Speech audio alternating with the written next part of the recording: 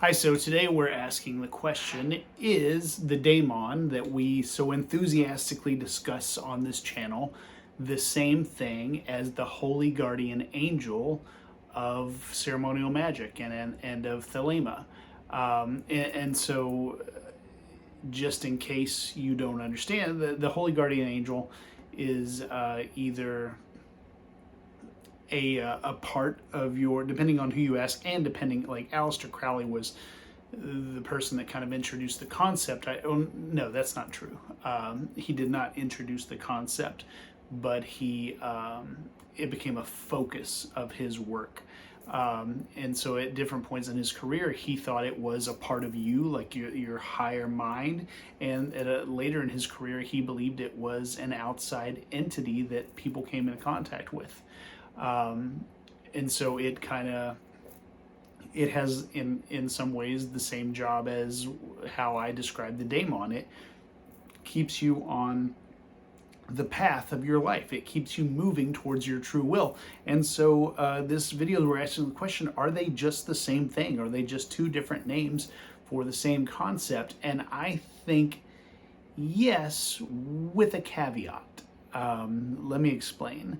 Not every, but most cultures have the daimon, even if they don't call it that. You know, the Greeks call it the daimon, the Romans called it the genius, the Egyptians called it the ka or the ba soul. Norse culture had a name for it, and I can't remember that name. You could argue in Christianity, in Christian culture, the Holy Spirit kind of plays that role a little bit. So a lot of different cultures, a lot of different, a lot of cultures have that concept of a guiding spirit of sorts.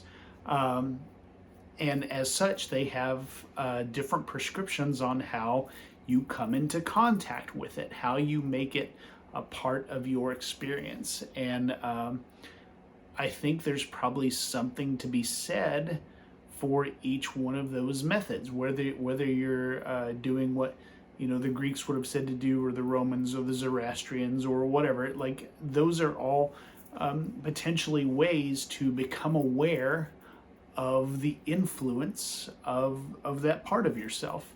And so I think when Crowley and others were describing the holy guardian angel, they were describing that, like they were like, yes, this thing that all these cultures have talked about, that's kind of what this is.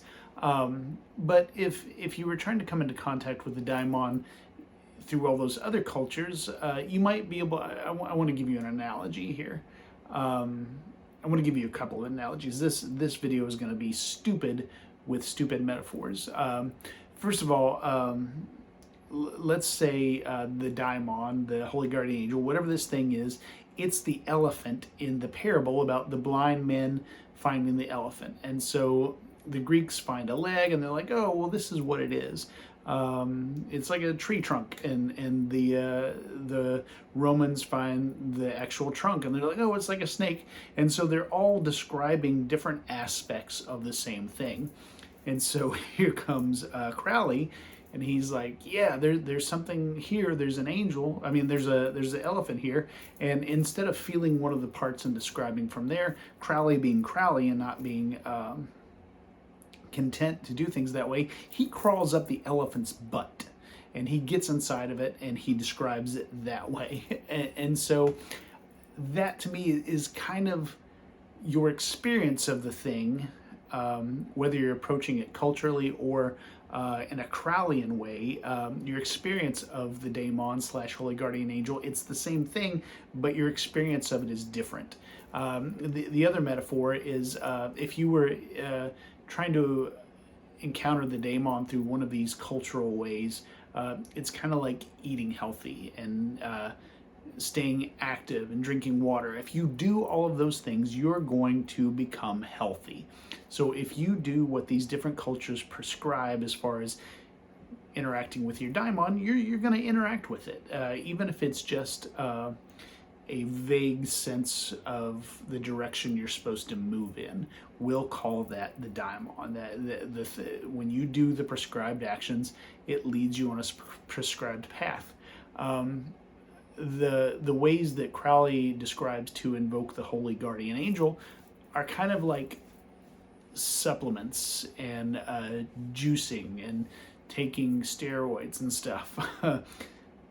You're going to get super healthy. You are going to get healthy on a level that most people never care to get to.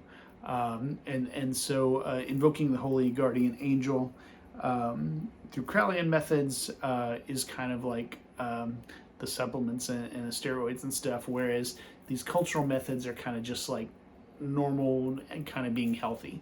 So yes, I believe it is the same thing, the daimon versus the holy guardian angel, but your means and methods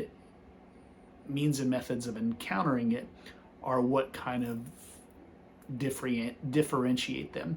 And because your means and methods are different, your experience of it is going to be different. The holy guardian angel, your contact with it is described as knowledge and conversation, and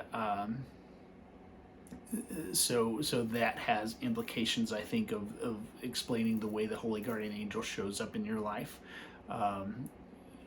Socrates described actual conversation with his daimon, but